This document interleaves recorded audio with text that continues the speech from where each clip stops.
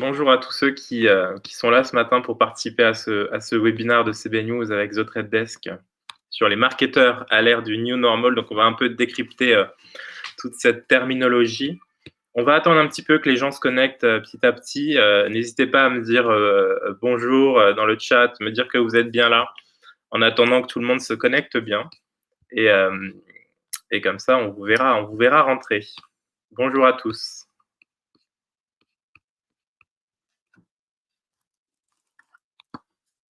Bonjour à tous. On va attendre 2 petites minutes. Et puis, on va démarrer tranquillement avec notre superbe plateau qu'on a ce matin, que j'ai hâte de vous présenter. On va passer 1 heure ensemble et on aura une grande partie questions-réponses à la fin pour vous donner toujours plus d'interactivité, pour que vous puissiez poser toutes vos questions. Donc, n'hésitez pas à poser vos questions tout au long du webinaire et puis on y répondra à la fin. Bonjour à tous.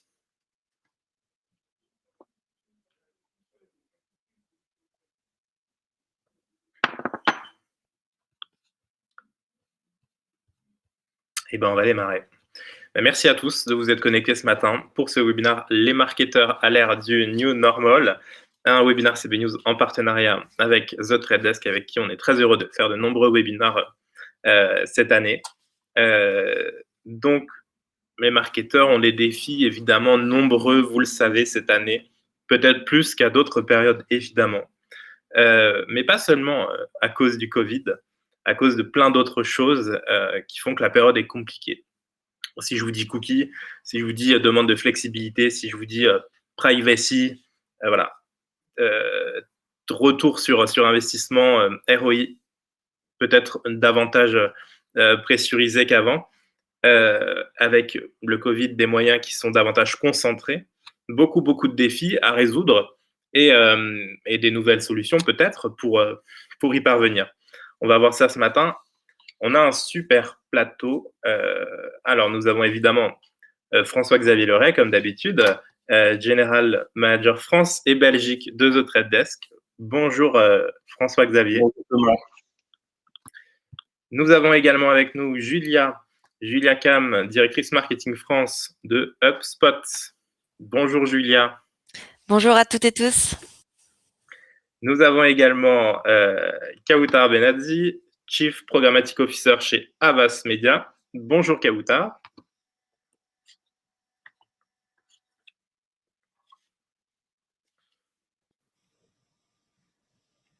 Bonjour Thomas, bonjour à tous, je recommence. Pas de souci. Merci Kautar. Nous avons également la directrice marketing et communication de Ma French Bank, la nouvelle petite dernière de la Banque Postale, Héloïse Beldico-Pacho. Bonjour Héloïse. Bonjour à tous, bonjour Thomas. David Netzela également, Chief Marketing Officer chez e-Voyageurs SNCF. Bonjour David. Bonjour Thomas, bonjour à tous. Et enfin, Arnaud Barrère, directeur marketing et commercial chez Audio Optique, qui regroupe les marques Optique 2000, Isaac et Audio 2000, si je ne me trompe pas. C'est ça, bonjour à tous. Bonjour Arnaud.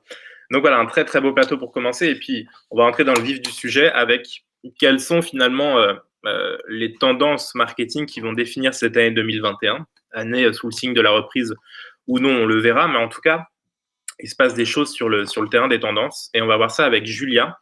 Julia, vous avez signé une tribune il y a quelques temps, vous avez essayé d'identifier un petit peu ce qui pourrait ressortir cette année. Qu'est-ce que vous avez identifié ? Alors, il faut bien évidemment toujours faire attention avec les tendances. C'est pas pour tout le monde et c'est pas pour toutes les marques, mais on a effectivement remarqué 3 gros piliers qui sont sortis de 2020. 2020, ça a été une année difficile. Je pense qu'on est tous d'accord dessus. Et ça a été une année où les consommateurs ou les utilisateurs ont été de plus en plus sollicités, bien évidemment, en ligne. Donc, pour chaque marque, c'était essayer de comprendre comment sortir du lot, comment allier performance, créativité en renouant, en créant du lien avec son audience. Donc, le grand vainqueur quand même des tendances 2020 que l'on va voir en 2021, c'est vrai qu'on a un petit retour sur le marketing de la nostalgie. Ça, c'est une émotion très humaine. C'est vrai que quand les choses vont mal, eh ben, on retourne un petit peu sur les choses qui nous faisaient du bien. Donc, 2 exemples, ça va être McDonald's, qui a repris pour une de ses pubs, l'une de ses coupes de cheveux emblématiques, très rétro, qui fait sourire, et qu'il a réassocié à son logo. Donc, on reste aussi dans ce qu'on appelle la mental availability. Vous voyez le gros M McDonald's et vous savez que c'est McDonald's. Et on a aussi Lidl, qui a remis au goût du jour des chaussettes et du merchandising très rétro en édition limitée, qui a suscité énormément d'engouement et qui a créé pas mal d'engagement sur les réseaux sociaux. Ensuite, on va avoir bien évidemment ce qu'on va appeler l'empreinte sociétale, c'est-à-dire encore une fois sortir du matraquage de mon produit, mais essayer de mettre en avant les valeurs de sa marque, c'est-à-dire cette notion un petit peu d'éthique, que ce soit crise sanitaire, les crises environnementales, les combats pour la justice sociale ou l'égalité des genres. Eh bien, on a vu que pour être un petit peu mieux vu et un peu mieux considéré, il faut savoir aussi créer du contenu qui va rappeler ces engagements éthiques et qui vont permettre au final de faire la différence. Je pense qu'en 2021, c'est très rare d'avoir un produit unique. On a toujours de la concurrence. Donc, comment on sort du lot? C'est aussi de remettre en avant des valeurs. Et enfin, alors ça c'est aussi un vainqueur, c'est ce qu'on appelle le marketing conversationnel. C'est-à-dire que il faut être plus présent, mais bien évidemment qu'on peut pas être plus présent du côté humain. Donc, comment est-ce qu'on met en avant, c'est-à-dire des conversations marketing, répondre à des questions de nos consommateurs de manière rapide et pertinente? C'est donc bien évidemment l'arrivée des chatbots. Donc là, j'ai parlé quand même du fond. Je voudrais juste faire une petite minute sur la forme aussi. Les vainqueurs, c'est quoi? C'est bien évidemment la vidéo. Donc, comment on arrive à faire des publicités pertinentes sur YouTube, par exemple. Comment on met en avant sa marque sur les réseaux sociaux et qu'on va aussi créer de la performance. Le social selling, c'est quand même aussi un grand vainqueur. Et encore une fois, la créativité, c'est 50% en fait de la performance. Donc, te souvenir de créer du contenu, de prendre le temps de créer du contenu pertinent, ça va vous permettre, in fine, d'avoir un retour sur investissement. Tout ça est assez passionnant. Il n'y a pas de contradiction dans ces valeurs entre très conversationnel, très nostalgique. Est-ce qu'on peut tout mélanger? Alors, il faut pas tout mélanger. C'est bien évidemment l'importance du canal. C'est-à-dire qu'il faut envoyer le bon message sur le bon canal. Vous n'allez pas faire du marketing conversationnel sur une story Instagram. Par contre, le chatbot sur votre site, ça va vous permettre de répondre directement à un utilisateur qui a peut-être vu votre pub. Il est devenu intéressé par rapport à votre produit et après, il va avoir une question avant de cliquer sur l'achat. Donc, bien savoir analyser les besoins de son audience, les canaux de prédilection de cette audience et ensuite de rechercher les bons messages en faisant, par exemple, des tests. Merci Julien. Alors Kawoutar, j'en ai évoqué un petit peu d'entrée de jeu tout à l'heure, ces nombreux changements auxquels les marketeurs doivent s'adapter dans cette période plus spécifiquement. Si vous deviez résumer un petit peu, selon vous, quels défis font face les marketeurs aujourd'hui? Ce seraient lesquels principalement? Alors effectivement, Julia vient d'en parler. Aujourd'hui, pour un annonceur, la difficulté de l'exercice, c'est effectivement de se positionner avec des communications qui sont de plus en plus porteuses de sens, d'éthique, de responsabilité, de création de valeur, encore une fois, d'empathie vis-à-vis de son consommateur. Donc ça, je pense qu'on en est tous aujourd'hui persuadés, on l'a tous vécu, clairement. Et de notre côté, c'est de traduire en fait tous ces éléments d'un point de vue opérationnel, c'est de faire preuve encore plus d'agilité, ce que permet déjà le digital, mais je pense qu'on doit encore le pousser plus à l'extrême. L'adaptation aussi, c'est de se dire qu'en fait, un annonceur a un secteur d'activité particulier, a des valeurs de marque particulières, et donc on peut plus être sur des propositions en fait d'activation qui soient standardisées. On est dans l'obligation même, j'ai envie de dire, d'être sur de la personnalisation, de coller vraiment à la juste, au juste KPI, au juste objectif qu'en fait l'annonceur a besoin de toucher. C'est donc effectivement, encore une fois, pousser la personnalisation, et tout ça va se traduire aussi via un autre enjeu qui est celui de la démocratisation de la technologie et de l'automatisation. C'est-à-dire qu'aujourd'hui, tout se fait au travers des plateformes.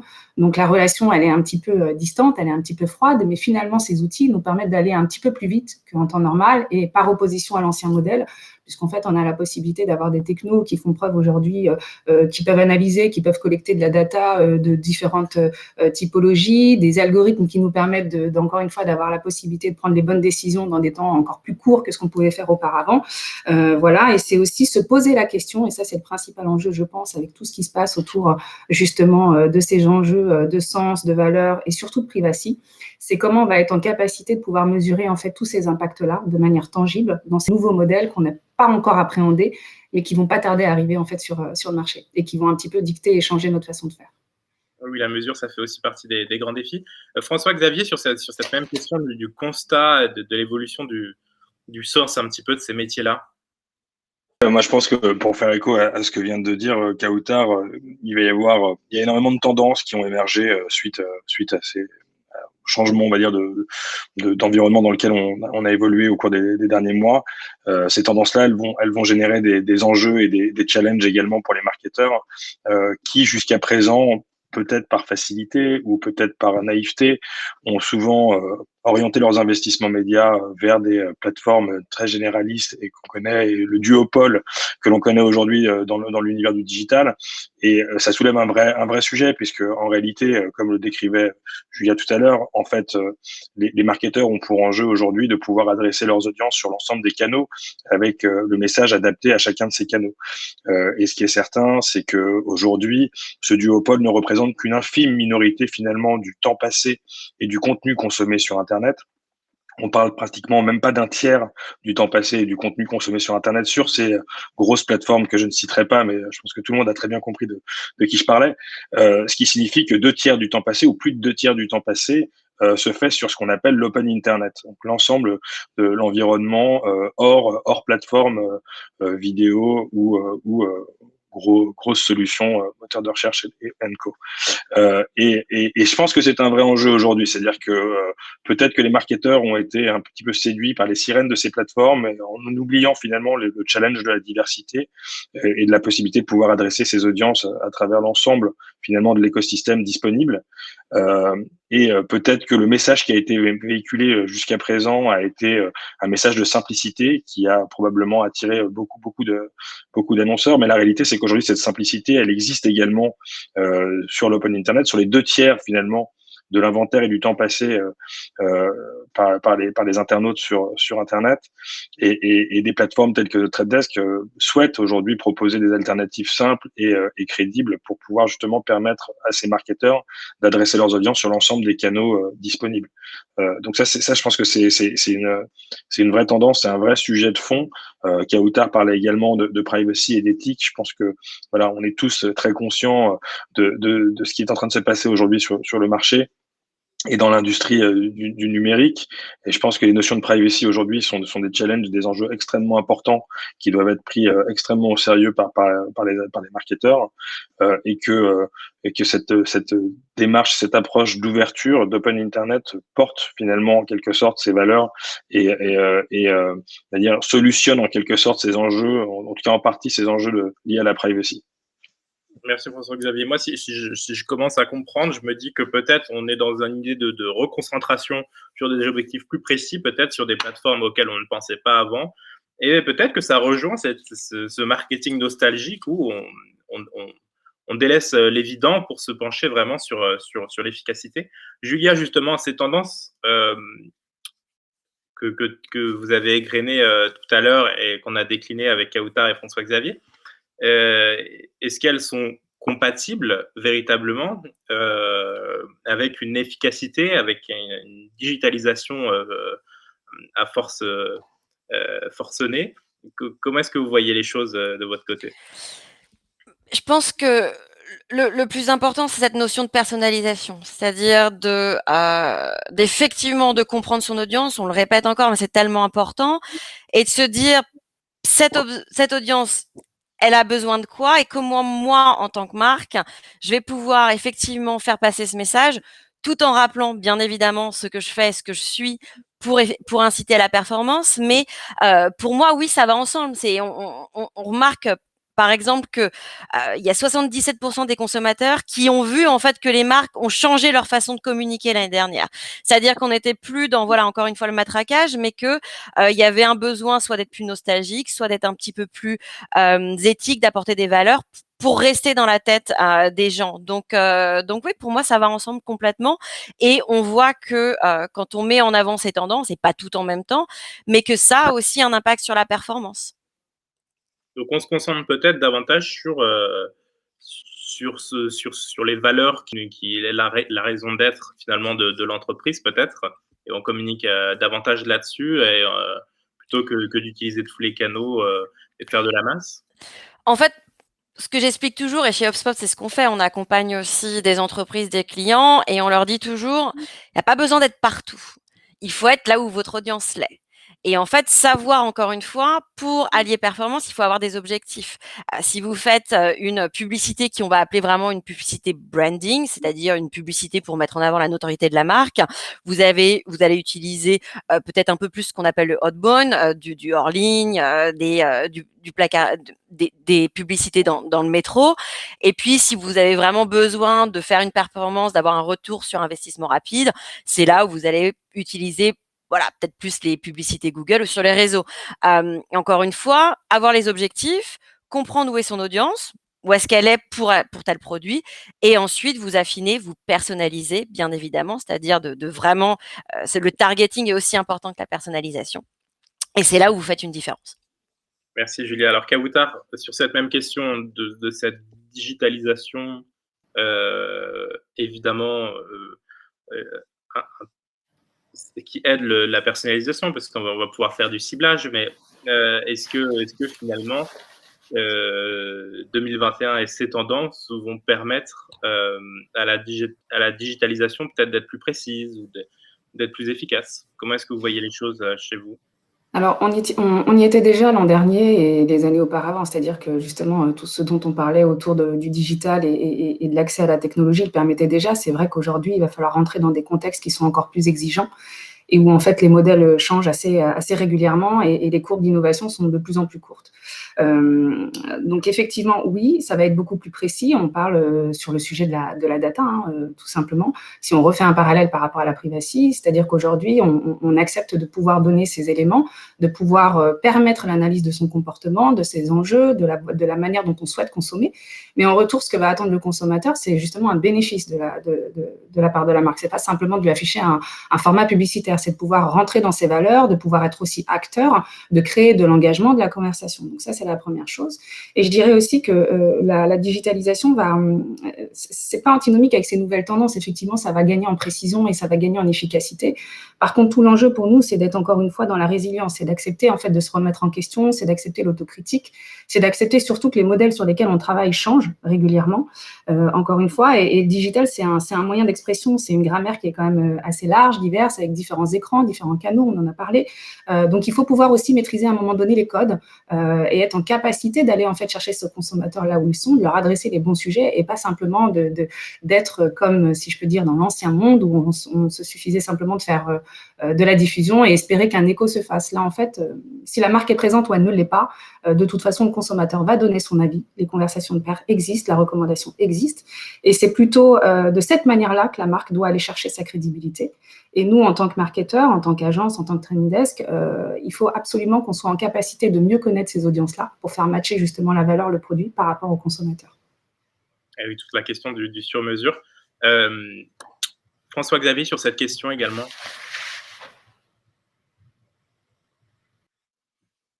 Perdu ta question, je veux bien que tu répètes ta question. Pardon? Oui, excuse-moi. Sur la compatibilité de ces nouvelles tendances à un marché qui se digitalise encore davantage. Je pense que les nouvelles tendances, on n'en a pas parlé, mais il y a eu également des tendances de fond dans la consommation média. Les audiences ont totalement modifié la façon dont elles consommaient le média, notamment pendant les périodes qu'on a pu connaître de confinement, où on a vu l'essor de la connected TV ou d'acteurs comme Netflix ou même Disney+, qui ont engendré finalement une approche encore plus snacking et du contenu, ce qui soulève un autre enjeu, qui est un enjeu effectivement dans cette logique d'être toujours au plus près de ces audiences, pour les annonceurs de s'adapter aussi à ces mouvements, à ces changements de consommation média.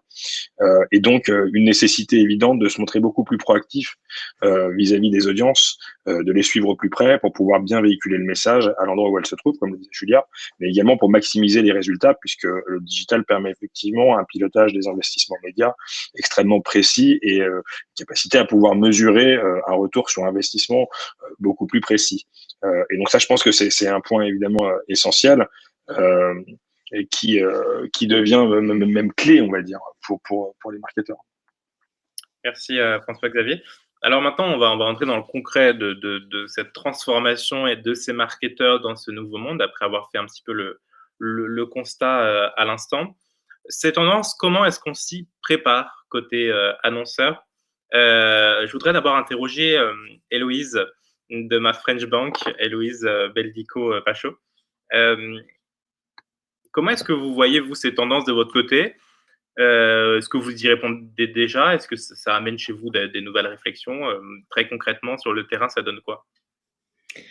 Alors, moi, les tendances qu'a présentées Julia et quand je les ai lues, quand on a préparé ce webinaire, m'ont quelque part un peu rassurée. Donc, même si nous sommes filiales de la Banque Postale, donc moi je viens de la Banque Postale, donc je connais bien le monde bancaire et tout cet aspect plus digital et numérique du monde bancaire.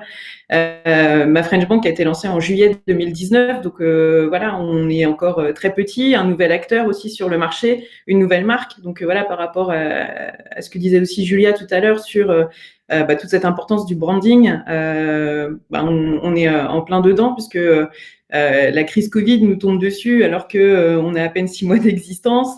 On est fortement relayé en bureau de poste et c'est ce qui fait aussi notre spécificité en tant que filiale du groupe La Poste, c'est d'avoir une grosse part digitale puisqu'on est une banque 100% mobile, donc en ligne, et également d'avoir des relais dans des points physiques qui ont été fortement impactés aussi en 2020.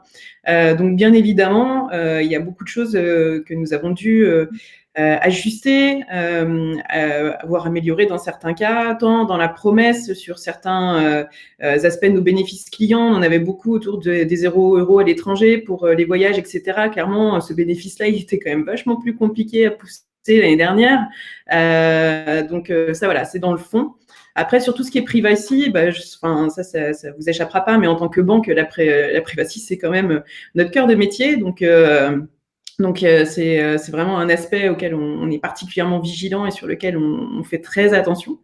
Et donc pour revenir aux grandes tendances, des éléments sur lesquels nous on a travaillé depuis le début, qui font d'une part partie de notre ADN et c'est aussi la perception que nous avions de toute façon du marketing au moment où on a créé ma French Bank et quand on l'a mis sur le marché. Il y a un premier aspect qui peut rejoindre un peu le côté empreinte sociétale qu'évoquait Julia tout à l'heure, c'est surtout ce qui est réciprocité des attentions. C'est à la fois donner des informations utiles, montrer quel est le sens, les valeurs et l'engagement de ma French Bank en tant que banque du groupe La Banque Postale et La Poste, tout en essayant d'apporter une touche connivante et ludique pour intéresser. Clairement aussi, une des spécificités de la banque, c'est qu'on n'est pas dans de l'achat d'impulsion et réussir à séduire quand on est une banque, c'est un travail qui est quand même assez délicat et qui demande justement un gros travail créatif.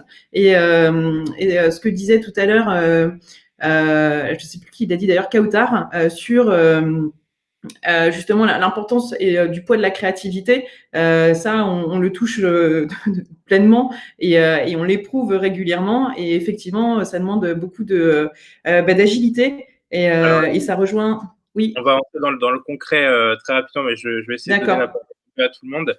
Okay. David, sur cette question des tendances, comment est-ce que vous y préparez et quelles sont vos impressions côté annonceur? Eh ben, l'industrie du voyage a globalement quand même été super impactée par Covid depuis maintenant 1 an. Nous, on essaye. Déjà, il faut beaucoup d'agilité dans tout ce qu'on fait en termes de marketing. Il y a eu beaucoup de stop and go au fil des différents confinements et au fil des différentes fermetures de régions. On n'a pas pu faire tout ce qu'on avait prévu de faire, évidemment. Et puis, quand la région PACA ou le Pas-de-Calais est fermé, il faut effectivement que tout ce qui pouvait être prévu en termes de marketing sur ces zones-là doit être annulé. Donc, ça demande aussi beaucoup d'agilité, beaucoup de stop and go. Faut bien travailler les cibles aussi. Nous, en fait, on a, enfin, dans la population qui consomme du train, enfin, qui consommait du train en tout cas en 2019, il y a beaucoup de gens qui consomment du train, beaucoup de clientèle loisirs, mais il y a également beaucoup de clientèle professionnelle.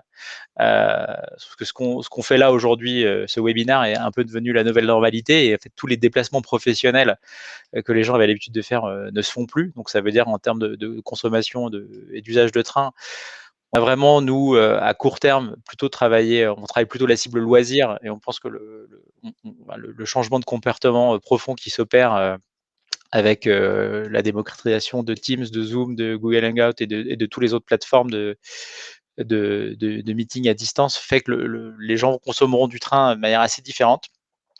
Après, là où je rejoins vraiment tout ce qui a été dit sur la partie marketing nostalgique, c'est qu'on on a effectivement, nous, on a vu il y a un an, au moment du premier confinement, on a vu une première campagne, une campagne qu'on avait fait en 2008, je crois, réémerger. Elle a réémergé sur Twitter. On avait fait une campagne sur des noms de villes étrangères dont on avait twisté le nom. Je ne sais pas si vous vous souvenez, New York avait été, qui est aussi le nom d'un village en France, Los Angeles, Istanbul. En fait, cette campagne est ressortie et on a joué justement ce côté nostalgique et qui s'inscrivait complètement dans notre campagne de l'été dernier où on prenait la destination France.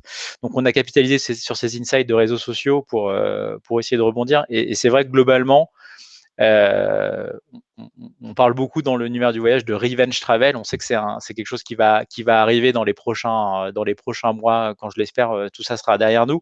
Mais la dimension nostalgique est très importante, même si elle est aussi très compliquée. Je prends un exemple.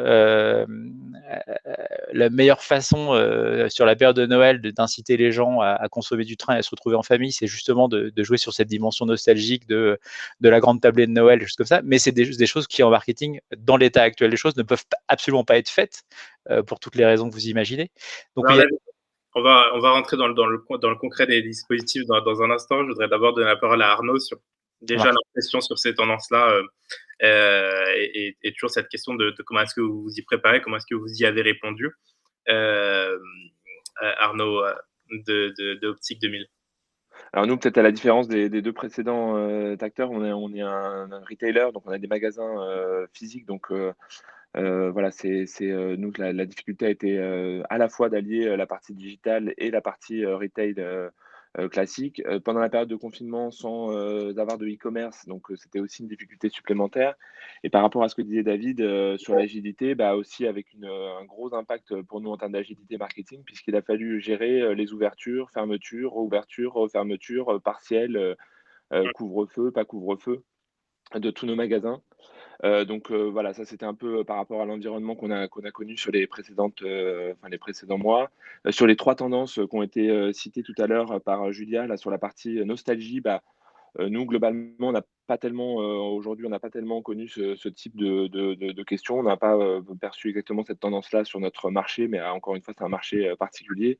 En revanche, sur les 2 autres aspects, donc que sont l'empreinte sociétale et la partie conversationnelle, là clairement on a vraiment senti une modification des comportements d'achat des consommateurs qui demandaient plus de produits responsables, plus d'engagement des marques sur leur démarche RSE, sur leur production, sur la façon dont les produits étaient potentiellement voilà, tracés et produits. Sur... un gros retailer quand même en France avec des boutiques un peu partout. Vous l'avez vraiment senti, la vague RSE, c'est-à-dire que les clients s'intéressaient et allaient vraiment vers des produits qui répondaient à cette demande-là. Ça c'est vraiment vu, c'est pas que... Voilà. Non, ça s'est vraiment traduit dans les ventes et dans le split effectivement des ventes qu'on a pu faire. Et au-delà de ça, même dans l'attachement, on l'a senti. Alors l'empreinte sociétale aussi dans l'attachement finalement aux commerçants de proximité. On a vu aussi juste après les réouvertures des magasins, après les premières vagues de confinement, bah, finalement des clients qui avaient attendu et qui n'avaient pas consommé sur des plateformes e-commerce pour pouvoir reconsommer dans leur magasin de proximité. On a aussi finalement traduit cette consommation à la fois sur une volonté d'avoir plus de vision, de traçabilité sur ce que je consomme, mais aussi finalement, alors je ne sais pas si ça sera pérenne comme mouvement, mais aussi finalement sur un attachement à mon commerçant de proximité, à mon opticien finalement de proximité.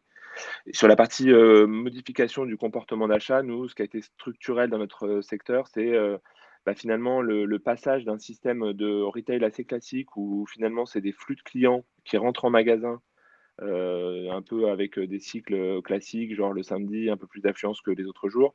On est passé de ce système-là à un système finalement de planification. Donc, on a mis en place, pour tous nos points de vente, un système de prise de rendez-vous en ligne.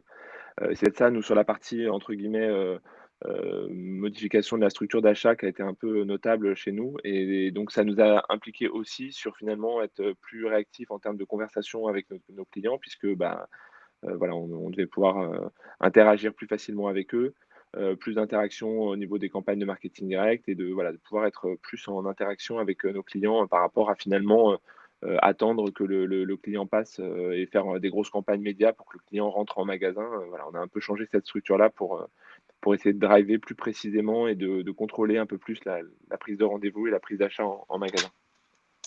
On va rentrer dans le concret des dispositifs maintenant et campagnes marketing que vous avez pu mettre en place. Kautar,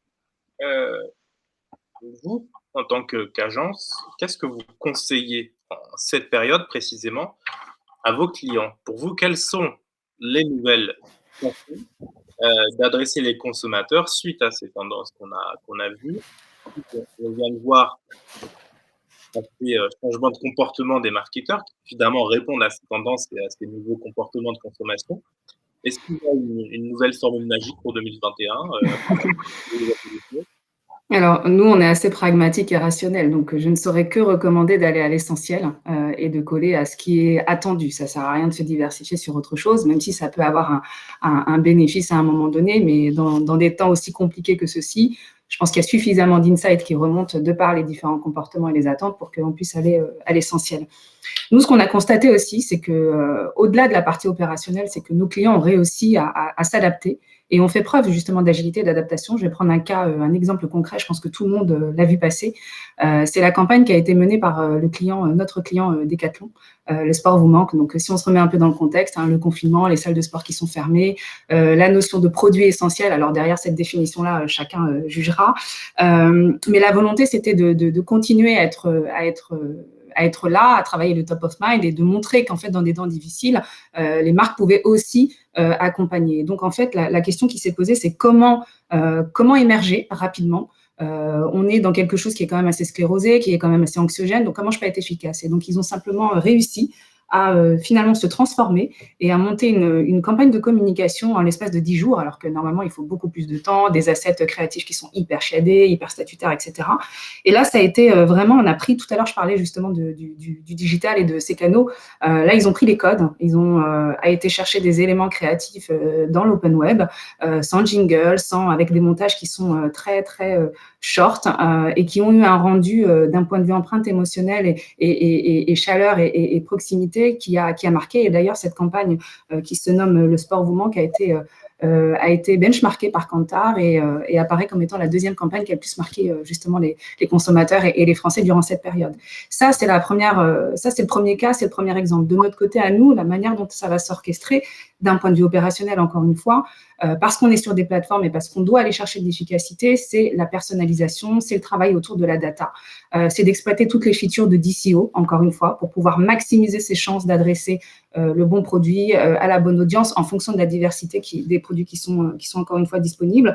Et c'est de pouvoir justement travailler à la fois les items de branding et de performance, d'en faire quelque chose qui se nomme aujourd'hui le brand performance, et de pouvoir monitorer vraiment au plus juste tous les objectifs de communication, qu'ils soient sur de la conversion, sur du lead, sur des coûts d'acquisition, ce genre de choses-là. Donc, c'est à la fois travailler l'émotion, on parle beaucoup de marketing nostalgique, donc le retour, encore une fois, aux sources, à l'essentiel, et de voir comment celui-ci peut se transformer et convertir finalement soit dans le monde digital, encore une fois, ou soit dans le monde physique, puisqu'on en parlera, je l'espère, tout à l'heure, mais je pense aussi qu'en conclusion, ce qu'on peut dire, c'est que le New Normal, son challenge, c'est justement de rééquilibrer un petit peu ce qui se fait entre le digital et la vie en physique, en fait, et d'essayer de ne pas trop être dans la distance, encore une fois, et de permettre justement cette transformation qui puisse s'illustrer dans un monde réel. C'est passionnant. Héloïse, pardon, de ma French Bank. Qu'est-ce que vous avez mis en place, vous, très très concrètement, pour répondre à tout ça dans la période, et qu'est-ce que vous prévoyez, quelles sont vos réflexions et en plus, vous, avec une marque effectivement très, très jeune, qui n'a pas été abîmée en soi par, par ces périodes de confinement où finalement tout reste à connaître de cette marque. Donc finalement, c'est un défi aussi intéressant. Comment est-ce que vous y répondez? Alors, on travaille déjà sur un marketing qui est sans doute plus opportuniste et plus malin. Malin au sens smart du terme, hein, en faisant sans doute davantage aussi alors ce qui pourrait se rapprocher de ce qu'on a appelé à une époque le real-time marketing, donc en sachant rebondir là aussi sur des insights qu'on voit ou des tendances qui émergent, ou donc être assez à l'affût, à la pointe, ça demande pas mal de veille et savoir saisir les bonnes opportunités. Donc quelque part derrière, il y a une approche assez matricielle quelque part du marketing, parce que on va voir tous nos arguments, nos bénéfices qui vont être présents, les insights créatifs qui existent, ceux qu'on peut créer très très vite par rapport aux exemples qui étaient donnés avant, et saisir vraiment les bonnes opportunités pour créer de la connivence, et souvent engager aussi du conversationnel derrière ce type d'opportunités, et suivre aussi du coup l'évolution des usages et des centres d'intérêt, notamment tout au travers de l'année dernière. On a réussi à suivre comme ça, pareil en fonction des périodes, confinement, reconfinement, couvre-feu, etc., en fonction du calendrier. Il y a des phases où il était plus opportuniste de travailler. Alors malheureusement le terme c'est cluster, mais d'être présent sur les clusters food ou des clusters justement plus sport à la maison, tout ce qui est autour du gaming. Et à la base on n'avait pas forcément d'assets créatifs ou prévu de travailler particulièrement ces cibles-là. Donc voilà, c'était une façon aussi de le faire et trouver les bons leviers pour l'adresser. Et le deuxième aspect, pardon ? Ça veut dire aller beaucoup plus vite et oui. Et réagir aux tendances du moment. Exactement.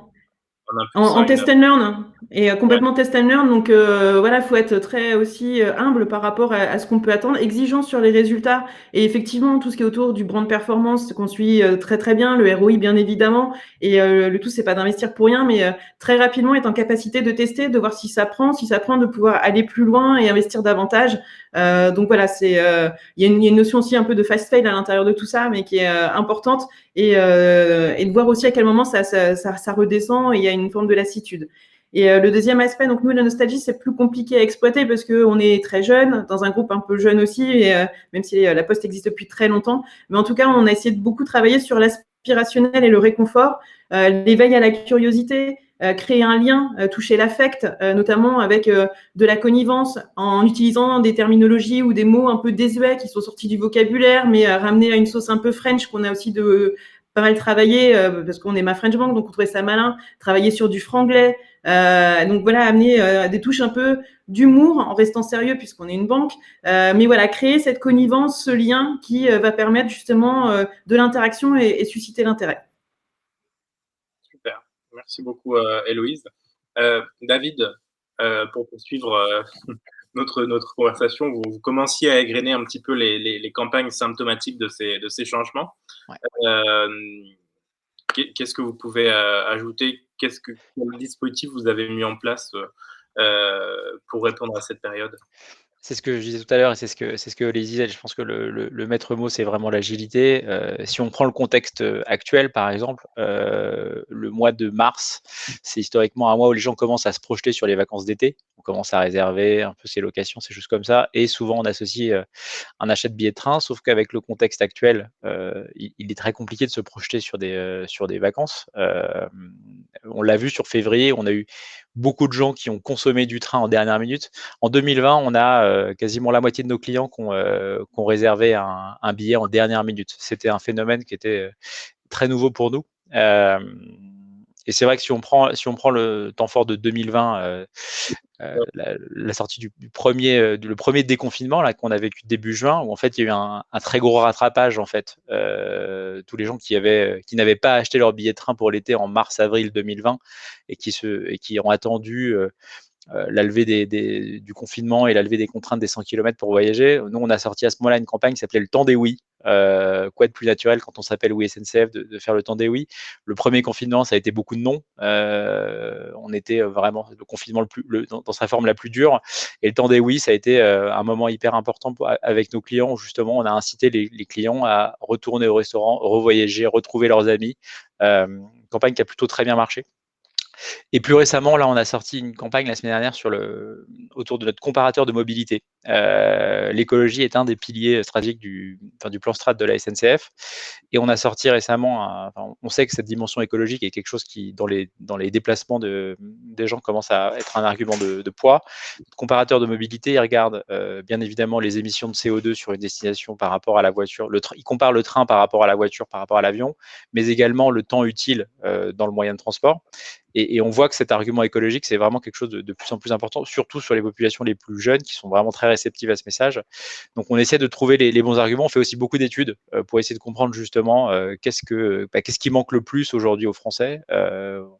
Les restaurants font partie de ces choses-là. Et typiquement, se projeter sur un week-end dans une destination X ou Y, si on ne peut pas aller dans un musée, on ne peut pas aller visiter un monument, on ne peut pas aller au restaurant, ça limite un petit peu l'envie de voyager. Donc, on essaie de faire beaucoup d'études pour comprendre en fait ce qui va nous permettre de lancer les campagnes qu'on prévoit dans les prochaines semaines. Arnaud, sur cette question quel type de dispositif vous avez mis en place et vous comptez mettre en place pour adresser d'une nouvelle façon les consommateurs en 2021? Alors nous, un peu de la même manière que ce qui vient d'être dit, on a effectivement, pareil, une veille assez active pour voir les tendances à terme. On a encore une fois assez bien vécu là, la crise actuelle, puisque voilà, on a réussi à terminer un chiffre à peu près, avec très peu de delta par rapport à ce qu'on avait prévu de faire. Donc, par contre, effectivement, on se pose des grandes questions sur notre positionnement, sur la façon dont on va se communiquer demain. Donc là, voilà, avec différents sujets en interne sur des choix d'agences et autres. Donc ça, c'est par rapport au futur et donc en observant les comportements des consommateurs et leurs attentes demain. Sur ce qu'on a fait, ce qu'on a mis en place depuis ces derniers mois, en revanche, pour essayer de naviguer en eau trouble pendant cette crise, c'est de revoir tous nos investissements médias, hors médias. Donc on a finalement beaucoup réinvesti, réinjecté dans la partie hors médias, qui était une partie qui n'était pas tellement chez nous explorée. Donc voilà, sur des sujets, tout ce qui est sujet de marketing direct, mais aussi sur la connaissance client, puisqu'en fait, on a aujourd'hui donc dans notre réseau Optique 2000, qui est le plus gros des 3 réseaux de marques d'optique qu'on gère, un nombre de clients assez important en base. Donc on a mis en place des sujets pour investir sur de la réconciliation client, pour essayer d'unifier les clients des magasins physiques avec les clients, avec le client du digital, pour essayer de mieux le connaître. Donc réinvesti aussi beaucoup sur les réseaux sociaux, réinvesti beaucoup sur notre site internet. On a refondu entièrement notre site internet pendant la période il y a 2 mois. Donc voilà, on a essayé de mieux répartir. Et pour un acteur comme nous, c'était compliqué puisqu'on était très ancré sur le média traditionnel historiquement. Et donc voilà, c'est un changement de culture avec alors pas une désaffection pour le média traditionnel, parce que malgré tout, dans notre secteur, c'est quand même ce qui drive beaucoup les clients encore aujourd'hui. Mais voilà, essayer de réinvestir sur la data, sur notre connaissance client. On a la chance d'avoir un portefeuille client très qualifié, puisque les magasins, par leur activité qui est l'achat d'optique, prennent beaucoup d'informations finalement sur les consommateurs. Donc ça nous permet d'avoir des bases assez enrichies et de fonctionner sur des campagnes marketing direct plus ciblées pour mieux communiquer auprès du consommateur. Et pareil, dans ce qui était dit par Héloïse sur ma French Bank, sur la partie test and learn, pareil, beaucoup de tests et de choses à préciser sur la partie marketing direct pendant cette période, pour voir quelle catégorie de consommateurs est propice à telle communication. Donc, si je résume pour nos téléspectateurs, on est peut-être le marketeur du new normal, c'est peut-être cette personne qui va utiliser la crise sanitaire pour se concentrer sur ses valeurs premières, sur ses données, essayer de faire un peu le tri dans tout ça et à entamer une réflexion de fond sur l'investissement média et du coup, on peut avoir dans les années qui suivent des surprises ou en tout cas un rééquilibrage de l'argent dépensé en marketing. Comment est-ce que vous voyez votre métier, vos compétences évoluer? Voilà, question plus personnelle. Après 10 ans de tel changement dans le métier. Comment est-ce que vous ressentez les choses? Est-ce qu'à un moment on se sent pas dépassé? Comment est-ce qu'on réagit? Je vais commencer par Arnaud.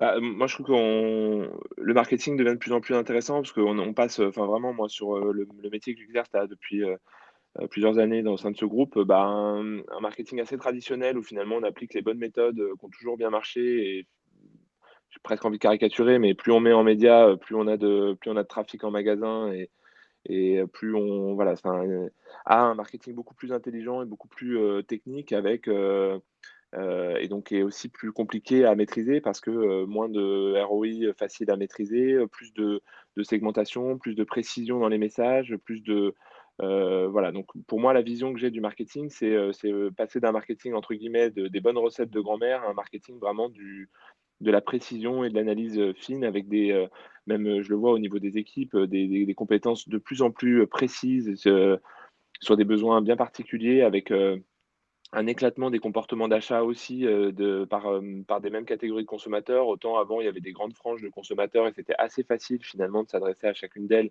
à partir du moment où on avait des bonnes études et des bonnes analyses de marché, des bonnes, là voilà, on va vraiment rentrer dans un marketing de précision et moi je trouve ça plutôt, voilà, enthousiasmant, ça me fait pas peur. La crise a vraiment permis, finalement chez nous en tout cas de nous poser des grandes questions, philosophiques, sur, une marque comme la nôtre qui était très établie, de leader en autorité, en part de marché, en tout ce qu'on veut, finalement de se reposer des questions et de se dire que c'était pas, tout acquis et qu'il fallait vraiment se repositionner, être agile et pour nous ça a été vraiment, finalement aujourd'hui, hein, on verra demain, mais une opportunité pour se poser les bonnes questions et c'est vrai que moi sur ma vision du marketing qui était, très axée, data, programme de feed,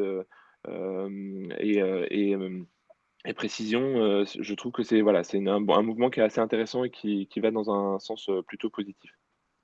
Merci Arnaud. Sur cette même question, David, et avant que David réponde, on va bientôt passer à la question, à la partie questions-réponses, pardon. Donc n'hésitez pas à poser toutes vos questions, peu importe à tous nos intervenants. On y répondra dans un instant.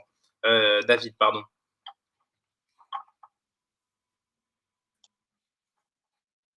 Ouais, je suis assez aligné avec Arnaud. Alors, moi j'ai oui SNCF, historiquement voyage SNCF et en ce qui me concerne, moi j'ai un background qui est très digital, donc l'accélération digitale est pas quelque chose, que je suis prêt. Après, je trouve que effectivement, tout ce qu'on peut faire sur la data, moi, enfin, on a beaucoup parlé en amont aussi sur toute la partie privacy, cookie. Il y a beaucoup de questions sur le cookie. Je trouve que dans notre métier de marketeur, ce qui devient vraiment compliqué, au-delà des aspects techniques qu'on devait maîtriser historiquement, parce que attribution, tracking, pixel, je trouve que tout le contexte technologique et juridique qui est passionnant, mais rend les choses de plus en plus compliquées et incertaines. Donc, ça demande justement de faire beaucoup de veille, ça demande de bien comprendre ces enjeux juridiques, parce que quand on parle de consentement, de CMP, quand on parle de Apple et d'ATT, enfin, il faut comprendre tous ces sujets de quel est l'impact juridique, quel est l'impact technique, et puis quel est l'impact pour moi, marketeur, dans la lecture de la performance de mes campagnes, dans les dispositifs que je vais pouvoir mettre en place ou plus mettre en place.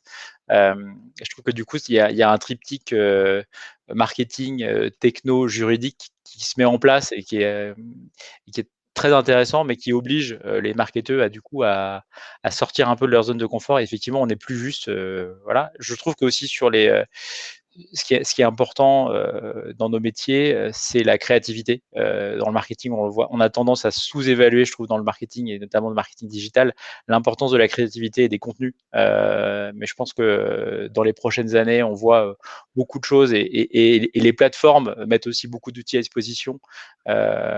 Mais les contenus sont clés. Enfin, on n'en a pas forcément parlé, mais dans ce qu'on a vu récemment aussi dans les nouvelles façons de communiquer, il y a beaucoup de live, beaucoup de choses autour du live, que ce soit sur les plateformes de réseaux sociaux, mais pas que. Et typiquement, ça nécessite de travailler des contenus ou des stratégies d'influence qui sont complètement différentes et des choses nouvelles qu'on n'avait pas l'habitude de faire. Donc, je trouve que tous ces sujets sont intéressants et je rejoins Arnaud sur la partie acquisition versus fidélisation. Je trouve que le marketing s'est beaucoup concentré depuis 10 ans sur l'acquisition avec tous les tous les dérapages qu'on connaît sur ces sujets-là.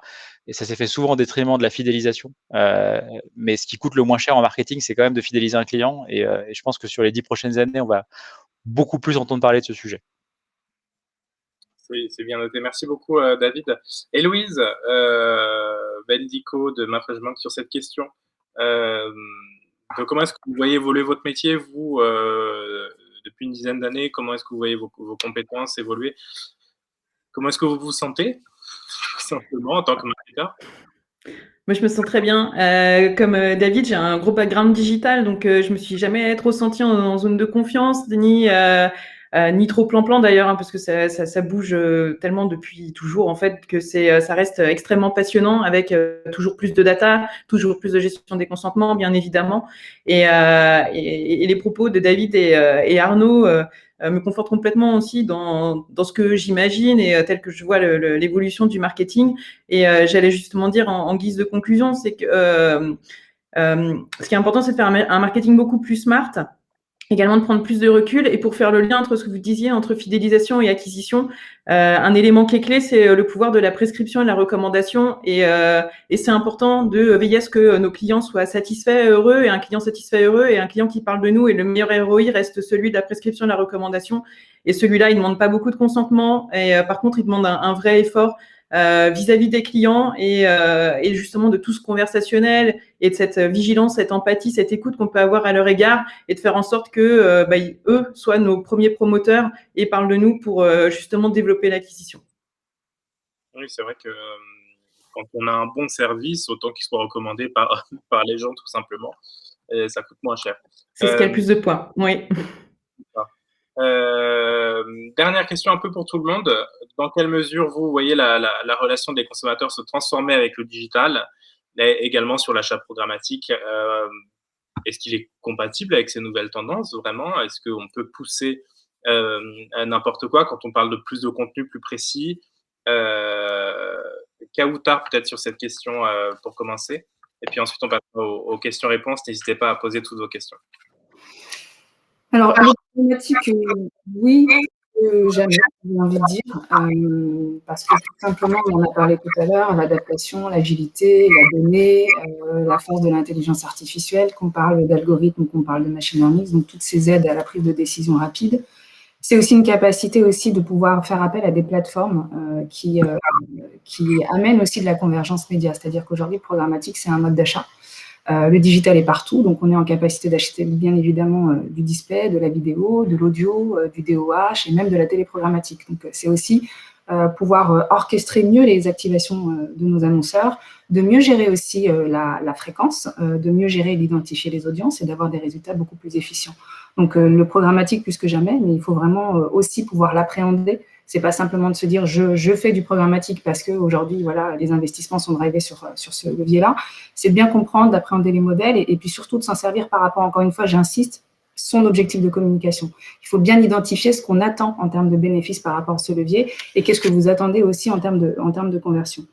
Donc pour moi, c'est absolument pas antinomique et puis ça permet aussi, alors on parlait tout à l'heure de créativité dans les contenus, de caisse de résonance, ça nous permet aussi de sélectionner les contextes de diffusion, donc aussi d'être sur des environnements qui sont brand safe, qui sont qualitatifs, avec tout un tas de métriques où on peut justement ajuster les variables, créer aussi des regroupements de sites médias sur lesquels on souhaite passer ou ne pas passer. Est-ce qu'on privilégie une entrée média ou est-ce que je privilégie une entrée performance? Enfin voilà, c'est tout un tas de données qui sont là vraiment, encore une fois, pour coller et être personnalisées. Et puis pour répondre à la question du métier de demain, pareil, avec un énorme background digital, je pense que il n'y a pas mieux de se retrouver dans ce contexte-là aujourd'hui parce que ça amène encore une fois à se dépasser, à sortir de sa zone de confort. Et surtout, je pense qu'on n'a pas eu sur les dernières décennies autant de possibilités pour écrire la suite, se poser les bonnes questions, éviter d'être dans les modèles poussés à l'extrême. On parlait de la privacy tout à l'heure, on parlait il y a aussi tout ce qui concerne la course à la monétisation, l'affichage publicitaire dans tous les sens, etc. Donc c'est encore une fois le retour à l'essentiel, encore une fois, et surtout de travailler l'expérience utilisateur, parce que c'est vraiment là-dessus qu'il faut vraiment se concentrer et être focus. Et comme je le disais tout à l'heure, c'est réduire au maximum aussi la relation parce que le digital amène aussi un peu de distance, amène des choses froides. Donc, il faut réinjecter aussi de l'humain. Et ça passe à la fois par l'expertise, le savoir-faire, les valeurs de la marque et les produits aussi, et l'expérience client en magasin. Merci beaucoup, Kautar. François-Xavier, sur cette question de la compatibilité entre le digital et ces nouvelles tendances, très globalement, et sur le programmatique plus précisément. Il a été dit, c'est de pouvoir être au plus près de ces audiences. Je pense que le digital aujourd'hui, il est omniprésent, il est partout, et dans l'univers des médias, c'est une lame de fond qui est en train d'emporter avec elle l'ensemble des médias traditionnels qui étaient auparavant activés par les marketeurs. On parlait de la télévision, Kautar évoquait le sujet de la télévision, l'affichage également. Donc en fait, aujourd'hui, l'ensemble des médias consommés, ou la plus grande majorité des médias consommés par les consommateurs, finalement, est digitalisé. Et donc, par essence, est programmatisable et deviendra programmatique, puisque programmatique amène un certain nombre de solutions et l'automatisation amène aussi une rationalisation, une meilleure performance, un meilleur pilotage, une meilleure gestion des budgets, qui est nécessaire aussi, surtout en temps de crise où potentiellement les budgets marketing sont amenés à être davantage rationalisés et les annonceurs cherchent à mieux investir leur budget. Donc oui, pour moi, c'est tout à fait compatible et c'est même une nécessité, j'ai envie de dire. On a connu une transformation extrêmement rapide du fait de la période qu'on a vécue au cours des 12 derniers mois.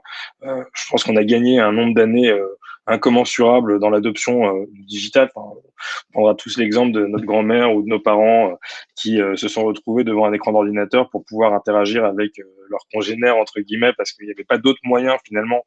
Et donc, on a assisté à une adoption extrêmement massive et rapide des canaux digitaux. Et donc, aujourd'hui, cette omniprésence du digital fait que, évidemment, elle devient finalement inévitable et incontournable pour les marketeurs dans leur problématique marketing et pour pouvoir toucher leurs audiences. Donc oui, le digital est compatible avec ces nouvelles tendances et oui, le programmatique va devenir un levier essentiel pour les marketeurs pour pouvoir activer leur message et pour adresser leurs audiences avec le bon message en les livrant au plus près de leurs habitudes de consommation média. Merci tu vois beaucoup, si j'ai répondu à la question de façon succincte. Julia, pour finir, pour boucler la boucle sur l'aspect digital.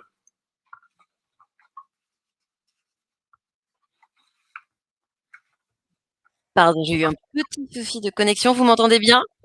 Très bien. Est-ce que tu peux répéter ta question, Thomas?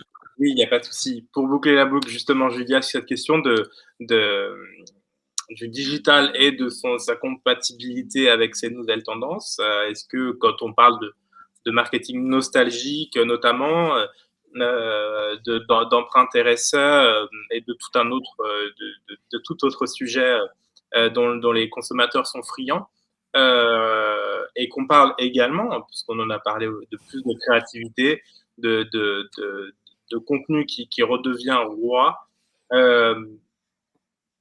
comment est-ce qu'on combine avec l'achat programmatique, avec un système très digitalisé? Alors, les intervenants ont tous très bien parlé sur ce propos.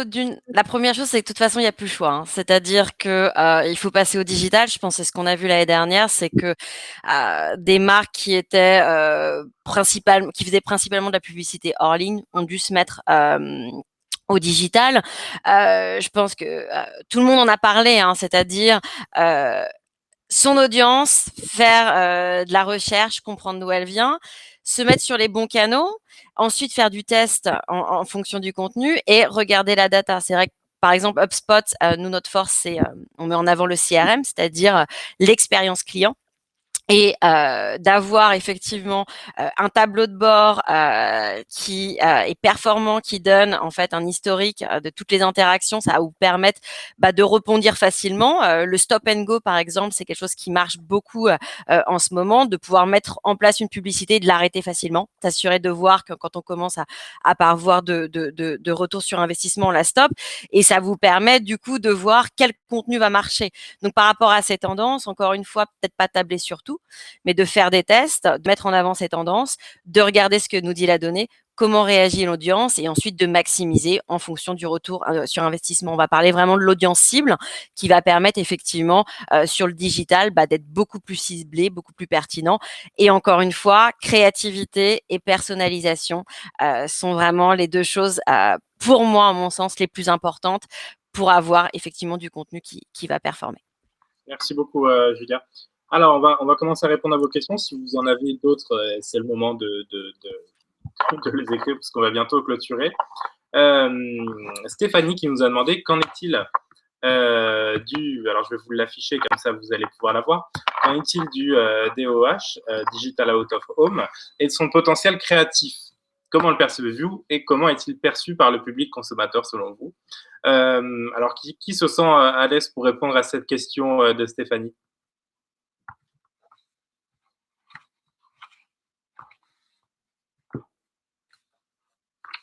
Personne? Si, moi j'ai un retour. Le DOH, c'est une illustration même de ce dont on parlait tout à l'heure lors de nos échanges. C'est qu'effectivement, les médias traditionnels aujourd'hui sont en train de s'embarquer finalement dans le monde du digital et qu'on est en train de créer des ponts entre ce qui se faisait de façon traditionnelle avant, l'affichage, et les codes du digital. Et donc, évidemment, le DOH a un très fort potentiel créatif. Je pense que dans la situation qu'on a vécue, c'était pas forcément le meilleur vecteur, sachant que les gens étaient enfermés chez eux. Mais ça va pouvoir devenir probablement avec entre guillemets la réouverture de la vie normale un très bon vecteur pour pouvoir adresser ces audiences. Je pense que c'est une très belle opportunité et que c'est la rencontre entre le média traditionnel et le digital de façon extrêmement claire. Et puis si on étend encore plus la réflexion, le DOH, on peut même créer des ponts entre ce qui existe dans le monde du digital, le pur digital, et notamment je pense à tous les devices mobiles et l'approche mobilité que peut proposer le device mobile et l'instantanéité de l'affichage du DOH, et créer des ponts justement entre l'expérience utilisateur et le mobile qui est finalement le device le plus proche qu'on a toujours dans sa poche, et le message que la marque va pouvoir véhiculer sur une sucette animée digitale. C'est bon. Juste un petit retour du coup côté annonceur. Nous on a fait pas mal, on a fait un peu de DOH l'année dernière et on s'est rendu compte que le couplage DOH et VOL était assez intéressant à exploiter, et le DOH on l'a fait aussi du coup un peu en dernière minute, et là c'est vrai que la régie et les supports ont été assez agiles avec nous pour en fonction effectivement du contexte du moment pouvoir bien cibler et adresser et les supports dans les malls notamment, ou plutôt dans le métro par exemple, ou les transports, et de pouvoir adapter les supports à la vie telle qu'elle se déroulait à un instant T en fait. Mais en couplage avec la VOL, il y a des retours intéressants. Merci beaucoup, Héloïse, pour ta réponse à Stéphanie. Valérie, qui nous demande « L'ultra-personnalisation est le Graal », on en a parlé tout au long de ce webinaire, est-elle compatible avec la fin des cookies tiers? C'est vrai que c'est une question intéressante, finalement. François-Xavier, peut-être, sur cette question des cookies. Et Kautar aussi, je pense. Oui, je pense que Kautar aura évidemment un également. J'entends un peu d'écho, je ne sais pas si c'est normal. Non, mais effectivement, alors le monde ne va pas s'arrêter de tourner suite à l'annonce qui a été faite il y a quelques mois de Google de la suppression du cookie tiers. Nous, d'abord, en tant qu'acteur majeur finalement et alternatif du marché, on pense déjà que la première chose, c'est que le constat qu'on fait, c'est que le contrat moral qui existe entre les audiences, les éditeurs de sites et les annonceurs a mal été expliqué, et que aujourd'hui, je pense que une grande partie des consommateurs, enfin des audiences Internet, ont mal compris finalement que la gratuité de l'Internet était liée à la publicité qui pouvait être vendue, et donc la façon dont les éditeurs de sites allaient pouvoir monétiser cette publicité pour pouvoir financer ensuite un journalisme, qui plus est un journalisme libre de préférence, de façon à ce qu'on puisse consommer du contenu qu'on souhaite. Et ça, je pense que c'est lié à la dimension du consent et du consentement, et je pense qu'on a mal expliqué les choses jusqu'à présent, et qu'il faut qu'on s'attache tous en tant qu'acteurs de l'industrie à mieux expliquer potentiellement ce contrat qui existe entre les audiences, les éditeurs et les annonceurs. D'autre part, nous, en tant qu'acteurs majeurs donc du marché, on réfléchit avec l'ensemble des acteurs du marché à des solutions alternatives. Et notamment, on a lancé une initiative qui s'appelle Unified ID 2.0 et qui a vocation à proposer une alternative au cookie, à la suppression du cookie tiers, en s'appuyant notamment sur de la donnée anonymisée qui serait ensuite partagée. C'est une solution qui est interopérable et qui a vocation à défendre les intérêts de l'open internet dont on parlait en introduction de cette table ronde, mais ça pourrait faire l'objet d'une table ronde en elle seule. Donc, je m'arrêterai là. Donc, en fait, le monde ne va pas s'arrêter de tourner. Il y a des solutions alternatives qui vont être proposées, qui seront peut-être davantage intègres et plus respectueuses aussi dans les logiques de privacy. Et la personnalisation et le ciblage continueront d'être envisageables, juste d'une façon totalement différente et probablement pour le mieux, je dirais. Merci. Vous êtes très tard sur cette question et j'en profite pour passer à la question d'Alexandra qui la rejoint sur comment les marques se préparent du coup au monde du cookie-less. Pour faire lien à ce que disait François-Xavier, effectivement, tout ne va pas s'arrêter. Il y aura différentes façons de pouvoir traiter en fait ces sujets-là. Il faudra bien évidemment comprendre ce qui est derrière la notion de data, leur typologie, la force de la data déterministe et la possibilité aussi de créer des regroupements de comportements d'audience au travers de ce qui peut être de la data prédictive. Ça va nous amener bien évidemment à tester pas mal de choses pour voir un petit peu quels sont les modèles qui vont être les plus crédibles, les plus tangibles et qui vont nous permettre d'arriver à des mesures concrètes du retour sur investissement. Aujourd'hui, on est dans une phase de transition, donc on entend beaucoup de choses, il y a énormément de théories, très peu de cas pratiques pour l'instant, hein, puisque comme tout le monde le sait, on est encore une fois, on avance avec un agenda qui n'est pas, où le lead n'est pas de notre côté, donc on essaie tant bien que mal d'être en réaction par rapport à tous ces modèles-là, mais ça ne veut pas dire qu'il ne va plus rien se passer, c'est-à-dire qu'on aura des volumes de cookies qui seront beaucoup moins importants que ce que l'on avait, mais qui auront quand même le mérite d'exister et qui nous permettront quand même de travailler des activations à la performance. Et de l'autre côté, il va falloir trouver d'autres méthodologies d'analyse et de mesure sur tout ce qui est modèle prédictif, tout ce qui est modèle de modélisation, etc. Donc encore voilà, on est sur une phase de transition et il faut accepter de faire du test and learn jusqu'à trouver le modèle et le juste équilibre. Effectivement, je rebondis aussi ce que disait François-Xavier sur l'ID universel et les initiatives qui sont prises par le marché. On pourrait en parler pendant une autre table ronde. Effectivement, c'est assez intéressant et ça pourra donner des réponses. Si je peux juste me permettre, Thomas, effectivement, ce sujet-là, il est pris côté tech, mais ce qu'il est important de voir aussi, c'est qu'il est pris côté éditeur. Donc, il y a quand même, comme je le disais tout à l'heure, hein, on est quand même actif et on est acteur aussi de tout ce qui se passe, donc ce qui est plutôt plaisant. Et de ne pas subir de nouveaux modèles. Effectivement. On a une question de Marie-Agnès qui rejoint un petit peu les précédentes. Beaucoup de questions, évidemment, sur la fin des cookies qui interrogent le marché. Dans la perspective des questions précédentes, quelles seraient les alternatives au remarketing à la fin des cookies non négligeables quand on a un site à audience importante effectivement, mais je pense qu'on y a répondu.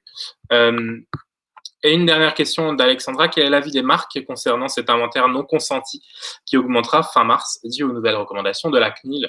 Alors peut-être qu'on peut avoir quelques-uns de nos marketeurs sur cette question-là. Héloïse, David ou Arnaud, peut-être?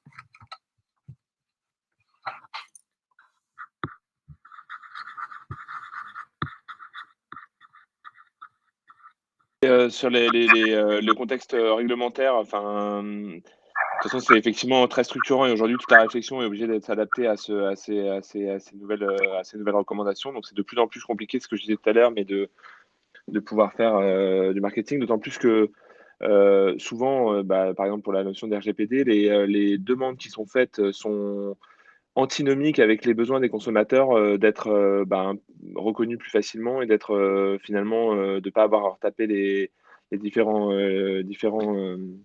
noms, prénoms et autres.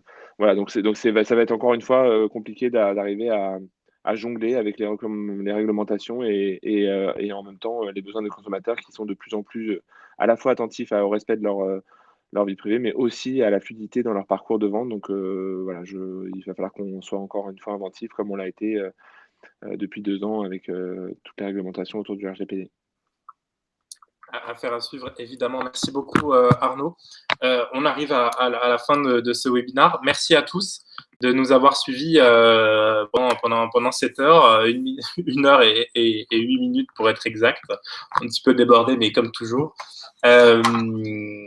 J'espère que vous en avez appris davantage et que ce moment aussi d'échange entre professionnels du marketing vous aura un petit peu aiguillé. On essaye chez CB News, et on remercie évidemment notre partenaire The Trade Desk sur ces webinaires, de nous accompagner pour essayer d'animer le marché tant qu'on peut, au-delà de nos événements qui ne sont plus physiques jusqu'à preuve du contraire. Donc merci à tous. Le replay sera évidemment disponible dans quelques heures.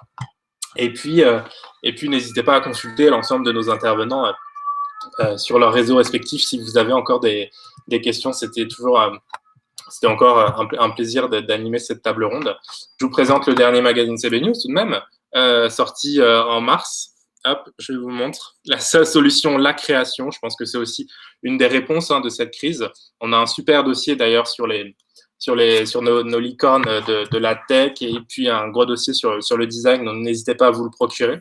Et en plus, notre cahier sur la tech qui répond en partie aux questions qui étaient posées. Donc le print a encore un peu de pouvoir, et on essaye de donner les clés. Eh bien, écoutez, je vous souhaite une très bonne journée à tous. Merci encore de nous avoir suivis. Et puis on espère se retrouver très, très prochainement pour de nouveaux événements digitaux pour le moment, et puis physiques dès qu'on pourra.